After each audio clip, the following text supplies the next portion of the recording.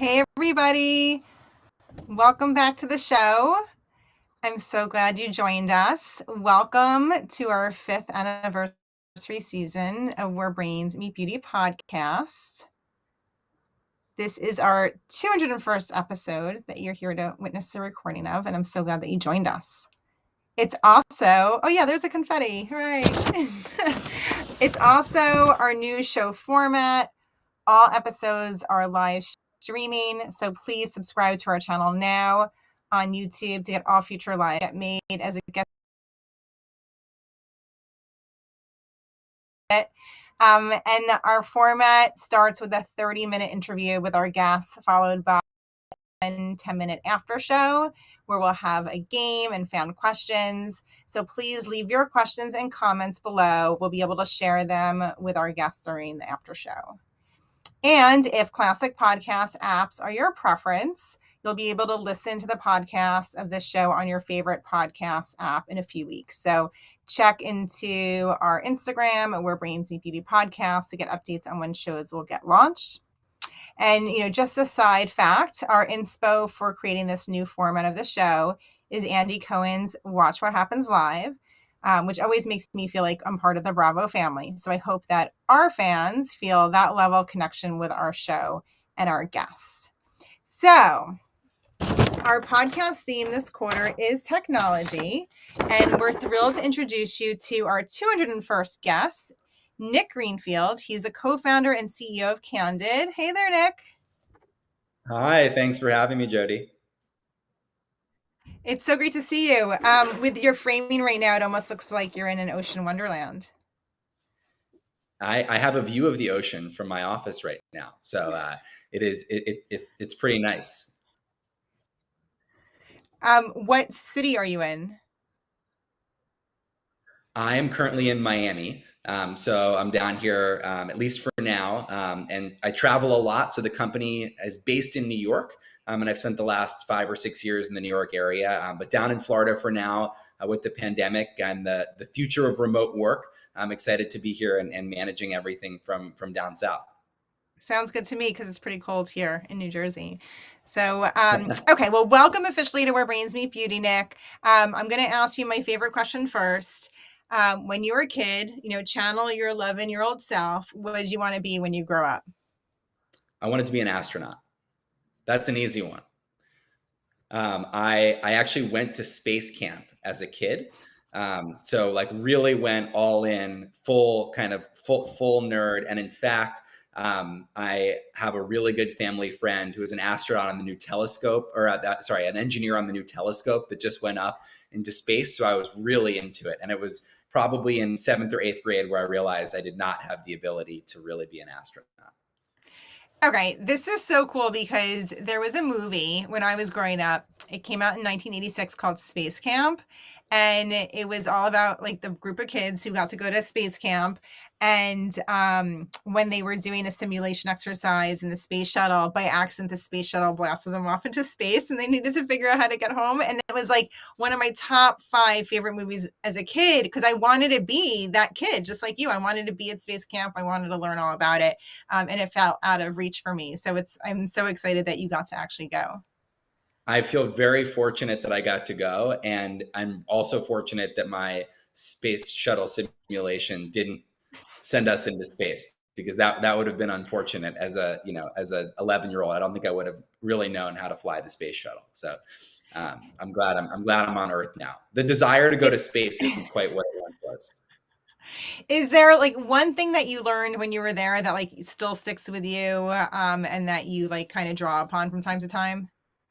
I was afraid of roller coasters when I was little. I really didn't want to go on any rides. And when you go to space camp, they kind of force you to do the zero gravity and the different things. So what I learned was that by getting shot up in the air at 300 feet really fast, which was one of the simulations we did, that I, in fact, love roller coasters. And I certainly remember that from space camp. That's so fun. Okay. So I'm so glad you're on the show because the theme this quarter is technology, right? And I want to talk with you about technology and innovation, how it's driven your own career journey. And in our intake interview a few weeks ago, you said something to me that was so fascinating. I wrote it down. You told me that one of the questions business leaders and entrepreneurs should ask themselves is, does your business need to be here? Right? So what does that mean to you? Why do you exist? Right? There's all these technologies and companies and things that are out there, even things that we, see, see as companies that raise lots of money in the news cycle, obviously. But is that something that actually needs to exist? And I think that more and more, especially as we think about Gen Z coming into the workforce and obviously, millennials, we deeply care about having something that should exist and be in the world and makes a difference. And I think that when you have the opportunity or you're thinking about starting a company, whether it's something you're personally very passionate about and you think that it should be something that exists, and it could be as, an e-commerce brand, it could be a small retail store, whatever that is, all the way to I want to build a SpaceX and shoot satellites, into orbit to provide internet for the world. Whatever that may be, I think it's really important to make sure that your business, whatever you're doing, actually needs to exist. And if it doesn't, that's where you run into trouble, where it's not just if there's something called product market fit, which is is the thing actually kind of fit in the market and can you sell it and can you market it? But at the end of the day, when you're 3, 4, 5 years into your journey, you need to look up and say, is this the thing that I really want to be doing and building for the next 5 or 10 or 15 years? Because you'll always run into these walls, and you have to be willing as an entrepreneur to run through them. And it takes passion, desire, and care, whether external or internally motivated, knowing that your product or whatever you're selling or building should exist to be able to run through those walls. So you told me you value failure. How does failing impact innovation? I think that failure is the only way to actually learn and move forward. If we're always successful, we never get to taste what it's like to lose. And loving winning is great, but if you the only way you can love winning is if you actually have lost and you know what that feeling is. And I think there's no better for me, experience than having gone through, at least from a business standpoint, a business that was not going to make it, right. And my first job in my career, a company called Zimride, we had an interesting little business, but it was never going to actually truly make it. And when we launched Lyft in 2012, all of a sudden it was the feeling of, oh, this is going to work. And so some of the learnings that we had from Zimride, we were able to apply to Lyft right then and there. And those failures were what actually drove it to be successful very quickly, rather than having to fail. And maybe the company Lyft wouldn't exist today if we hadn't had those prior failures. I've been really connecting to this idea of just like years worth of, I don't really call it failing, just I guess experiences or challenges or obstacles. But I see a new view of these like confronting boulders, like where I'm climbing up a hill and like I'm constantly faced with boulders rolling at me. That's kind of how I feel like my 15-year entrepreneurial journey has been. And I see it in a new way when I look at my son. He's 14 and he's a wrestler, and he's been wrestling for I guess like 6 years. And in the beginning, I mean, he lost all the time, right? He wanted to win, right? He wanted to win his first match like right away. And he had to do a lot of losing, like a lot of losing for years. And now he's amazing and like so talented and so control and composed in his craft. And the only way to get to where he is now is a lot of losing. Yeah, I think motivation, is driven. Look at different people are motivated by different things. Michael Jordan is a great example of him not making the varsity basketball team, getting cut, right? That could be viewed as failure. And then he was the greatest basketball player of all time. And that drove him, the failure of not making that team drove him to build his work ethic. And it sounds like your son maybe came from something similar. And so for me, I've seen that in my career, over and over again, whether it's micro failures, testing and learning, right? The whole idea of testing and learning is you're going to try some things that work and other things that don't work. You think that our culture doesn't like value failing though? Like, how do you see like a resistance to accepting failure and accepting challenges? And where do you see the resistance to celebrating the failures? I think grade inflation. I think the desire as a kid to get straight A's, right, is a perfect example. It's like the perfect embodiment of there. We and as we've grown up, right, the idea that you would get a B or a C, right, like we think that C is supposed to be average. For me growing up, a C was absolutely a failure. And so we've created societally a way of looking at things and saying, look, if you're anywhere halfway decent, you're going to get a B or an A. And that's how it works. And I think that we need to reframe our paradigm and challenge ourselves and create situations where, look, if you get a C, it doesn't necessarily mean that you did poorly. The thing was really hard. And the harder it is, the more we learn, the more we push ourselves. And then by the time you get into the real world, all of a sudden you're able to actually figure out how to succeed and drive. So I think we coddle it very much now and try to give those kind of dopamine hits, success. And that's not really success, right? That's in a controlled environment. And I think that we should accept the fact that not getting an A every time means that the test was probably hard. And if the test is hard, that allows you to push yourself and learn and have to at least mentally challenge yourself. And I think we can see this in so many places besides school, but I think it's the perfect embodiment.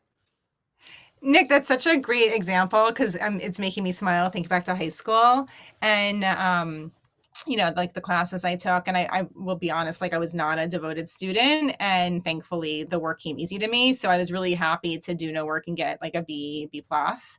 But I did know, like my instinct was, well, that's not good enough because my friends are all striving for the A plus plus, right? There was always this ambition that they had to get it. I was less ambitious and I was satisfied with my B, but never in the equation was C, which is like probably what the expectation should be, right? So I think it's really interesting how you reframed grading for me in my own life. It helps me kind of see my past a little differently. Yeah, I mean, it's the point of having a curve, right? Which I would never, like, I personally, if I think about what would motivate me, I would never want to have to be graded on a curve where, like, if I got, if I got the 40th percentile, I'm getting a D. But in reality, I was like, I did so well on that test. But I think it's just the unwillingness to truly challenge ourselves and continue to challenge ourselves over and over again puts us in a place of complacency. And you see this in athletics, it's binary, A and B, win and lose. You see it in business. But I think that we as a society we value those, like the idea of success being these like micro success. But I think that we should value trying absolutely at our best, our hardest. And even if we don't succeed, we'll learn from that failure and grow. And organizationally, we'll do that. Well, I love this train of thought because it's totally aligned with the whole purpose of the show, which is, to celebrate the journey, right? Because it's really the journey that's so exciting and there's so many points to learn and grow. So this is a really good segue actually into this topic of building something generational, which is something else that you told me is important to you. So this is a topic I love talking about. I haven't actually studied it, but I see in many industries there's, and especially beauty and wellness, maybe other industries as well, but it seems like businesses keep popping up with like very short-term goals, like with really no ambition to be more than short-term, like a one-hit wonder kind of thing. And I really do believe anecdotally, and probably some of the research I've studied tells me this too, that the younger Gen Z customer wants to support brands who want to make a long-term relationship with them and like are future thinking. So, I think of the brands I grew up with, that maybe I don't relate to anymore, but they were like, generations of people in my family were relating to them before me. So do you think that it's a trend, this idea of building a new trend to build something generational? Is this starting to pick up momentum or are you sort of the outlier in this? I would see it actually almost being the opposite. I think your point of brands coming in, trying to build, with a singular product and getting acquired or, doing it for a hot second. I think the instant feedback that we get from being on Instagram or being on TikTok or the text messages that we get from our friends all day, those quick dopamine hits. I think we are building ourselves up into a world where we want that fast response. And I think to build something generational, if you think about, our grandparents' generation, they would work at one company for 30, 40 years because they wanted to be a part of that thing, and they would build and build and build. So I think that's one trend I'm seeing. Another trend I'm seeing is there are more companies being started than ever before.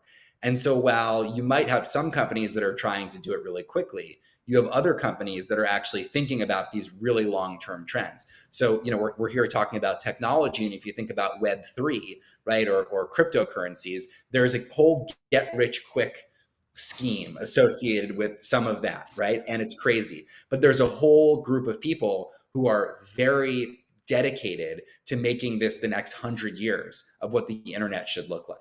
And so applying that, I think you'll see both paradigms, but I think more and more, I get excited. And Candid, my company, we made a huge change, in the last 2 months, because we do want to build a company that can actually be a generational business.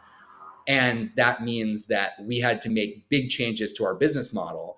And I think I get really excited when I see companies that have that really, really long-term vision. And I think that the influx of venture capital dollars is also seeing that. So there are more companies being started than ever before. And hopefully some of them truly can be a generational organization. So thank you for the segue, because now I want to talk about your business decisions recently. You told me that you wanted to you close your D2C business to focus solely on the professional channel, and I'm actually a huge fan of pro brands, and at Beast Beauty we work with so many pro brands against skin care and hair care. So like the power of the pro's voice is just like unlike anything else to move the needle. Why did you make the shift? We started the company 5 years ago. So just to give you an idea of spending the last 5 years, we raised over $100 million, like really, really focused on direct to consumer. But at the end of the day, we built a product that actually needed more conversation in the dental professional, where we make a clear liner. It's called Candid. Hopefully some people who are listening have heard of it. And it competes in the space with Invisalign and other products like Smile Direct Club. And what we did was build a product geared around accessibility and high quality patient outcomes. And what we found was that through direct to consumer marketing, we actually weren't able to truly get the message out about the unique, amazing properties of Candid using this amazing telehealth driven technology to connect doctors and patients remotely and drive fewer office visits and incredible outcomes for patients. So we tried to sell that through the direct to consumer channel. And we actually saw over time that doctors having a conversation with their patients, even with a minute or 2 minutes, were able to actually transfer that message in a much better, much more authentic and frankly believable way than the claims we were able to direct to consumer brand.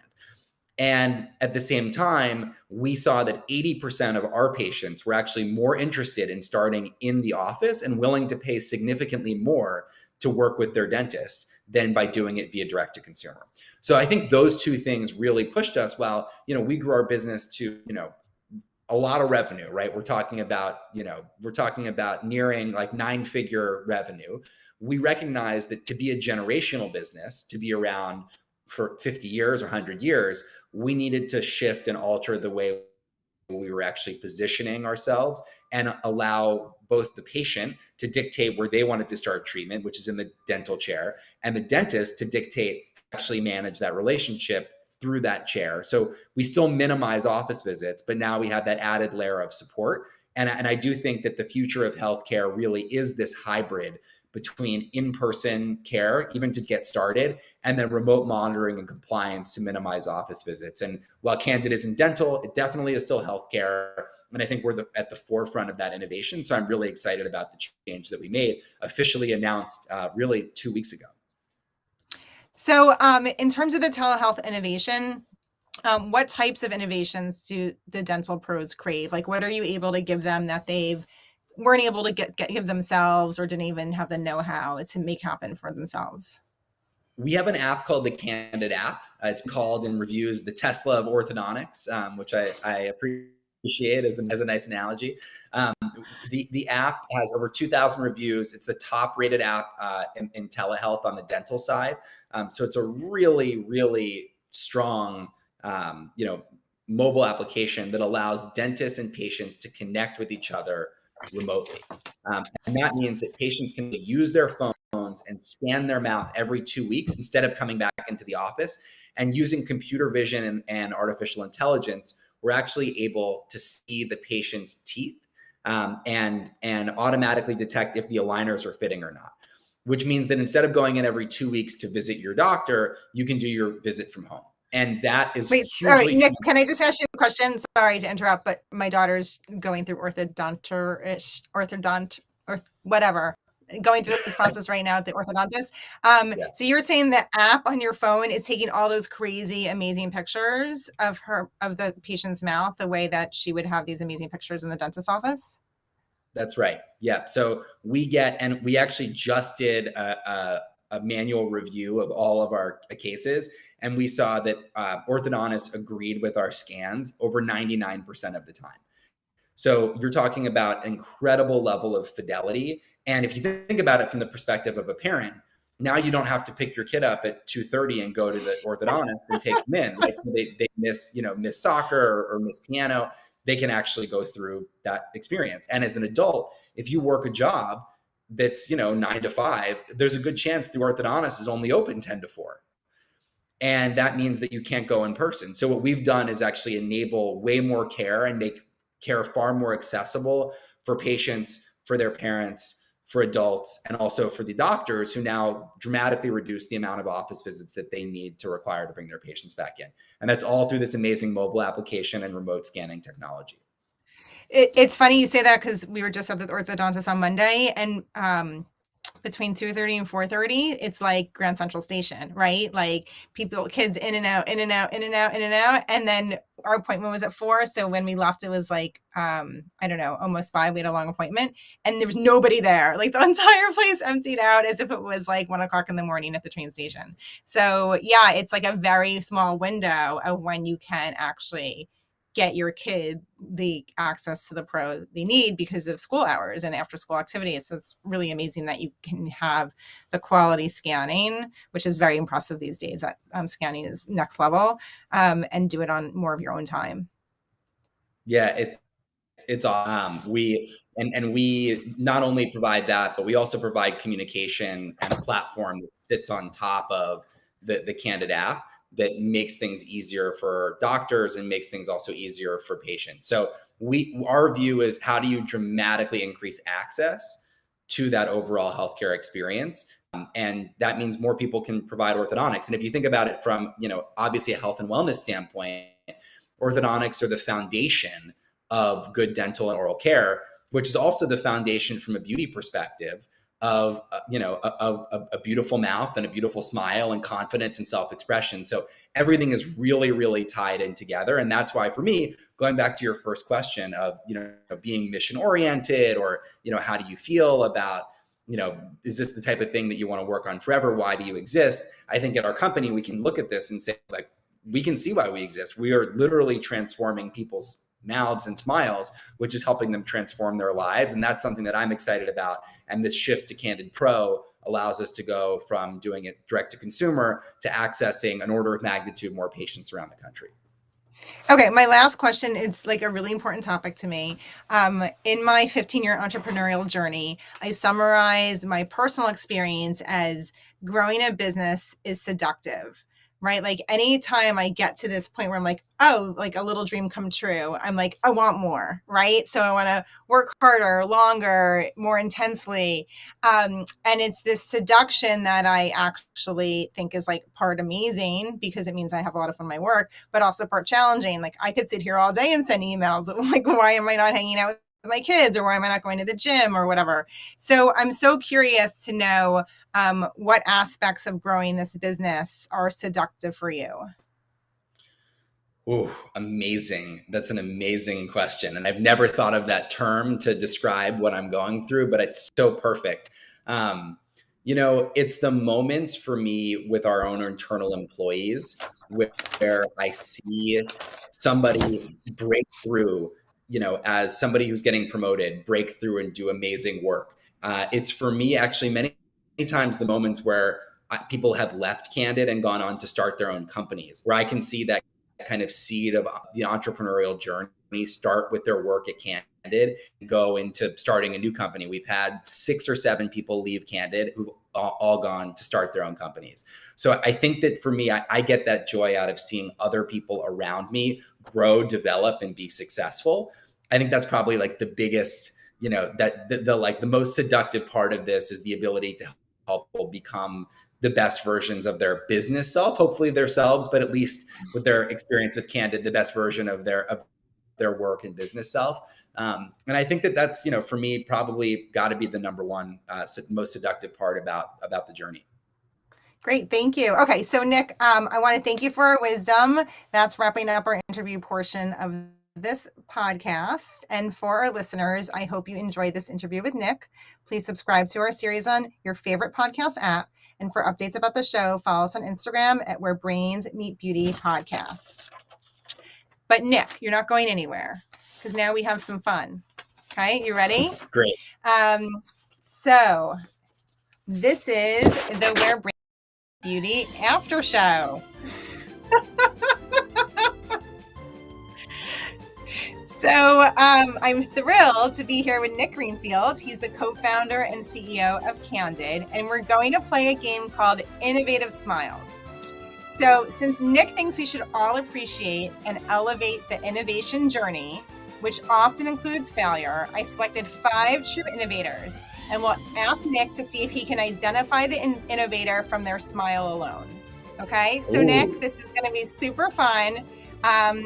I think I picked some pretty easy smiles, but you'll tell me. So we're going to give you 5 mystery smiles. There's a 60-second clock that's going to count down. So you tell me, Nick, are you ready? I'm ready to go. I'm pretty nervous about this, though. Let's see how we can do. Okay, let's go. Okay, Albert who Einstein. do you think this is? Let's see. Yep, you got it. Next one. I'm going to go with Oprah Winfrey. Good job.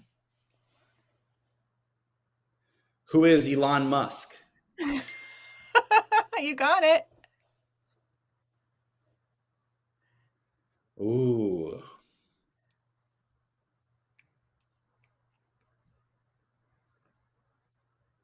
Oh, man. I'm stumped here. Okay, let's reveal it. No, we'll just tell you. Oh, Sarah Blakely. Okay. Mm-hmm. Okay, our last smile. Oh, man. I think I know this one, but I'm not sure. I don't know who it is. Let's see. As the clock winds down, that's Stan Lee. Okay. So, thank you so much for playing. Fun. Okay, Nick, our next segment is fan questions. So we asked our fans on Instagram for some questions for you. I have 3 questions. The first one is, how did COVID affect your business? Wow. We had to shut the business down, all of our retail locations. And when we were in direct to consumer, we had 100% of our retail locations were shut. We lost 85% of our revenue. We had to lay off 30% of our staff and furloughed another 50% of our staff, and then cut everyone's salaries by 50%. So I would say it was a massive impact out of the gate. But we stayed alive, and we have come back, after the first 3 months of lockdown, really came back thriving, and have rebuilt the business. During that time, we were manufacturing PPE, so manufacturing face shields for different populations, police departments, Planned Parenthood, and everyone in between. We built a manufacturing facility. We launched a whitening product in partnership with Philips, our Philips Zoom whitening. So we were able to do so much during that first lockdown phase, even under really challenging circumstances, and we're back better than ever now. Awesome. Okay, second question. Why oral care? I liked going to the dentist. I'm one of the very few people out there who feels that way. But I really love going to the dentist. So I always found it an intriguing market. And while I'm not a dentist myself, although my mother would be proud to have a Jewish dentist son, I didn't make her proud in that way, but this is the next best thing. Awesome. Okay. And then last question. What other founders do you look to for inspo and guidance when running your business? I think, the top three that could give you would be people that I've worked for in the past. So Eric Lyman and Kareem, who started a company called Ramp. They were the founders of the last company I worked at called Paribus, and they've just done such an amazing job starting Ramp, which is a corporate card, innovating in the corporate card and expense management space. I've seen them go from zero to an $4 billion company in the last 3 years. It's just been incredible watching how hard they've worked and how they've been magnets for talent. Recruiting is the most important thing when you're starting a company. I point to John and Logan, the founders of Lyft, who really kind of got me going here. And then I think I would also look at Kira Wampler, who's on the board of Candid. She is a partner at Redesign Health and has started some amazing companies there, including Jasper, which is innovating in the cancer space. They're helping provide end-to-end care navigation in cancer, and just the company called Jasper that she just raised money from a big venture firm for. So seeing her kind of drive that innovation has been pretty awesome. And those are people that I know and definitely draw inspiration from. Awesome. Well, Nick, I want to say thank you so much for joining us and being our 201st episode. It was super fun to hear about your story, and thank you for playing along with our game and answering our fan questions. Thank you so much. It was great being on and much appreciated. And before we all leave, I want to thank the people behind the scenes who make the show happen. So we're going to pull back the curtain and you can say hi to Kiwi, our director, Nico, our sound engineer, and Molly, our social media coordinator. Thank you guys for the hard work you do. And for our listeners and viewers, we'll see you here on March 2nd, so in 1 month from 3 to 5 p.m. for our next 2 live stream episodes. That will be featuring Carolina Rice Olivier. She's the co-founder and CEO of OneSkin. And at 3 p.m., there will be Sinead, I'll have to practice last names, Norinias Rainier, VP Product of Cision. She's at 4 p.m. Eastern. And the last piece of news, we are now booking guests for our Q2 theme of sustainability. So listeners, please message me on Instagram at Where Brains Meet Beauty Podcast or on LinkedIn at Jody Katz with your guest suggestions. Thanks, everybody.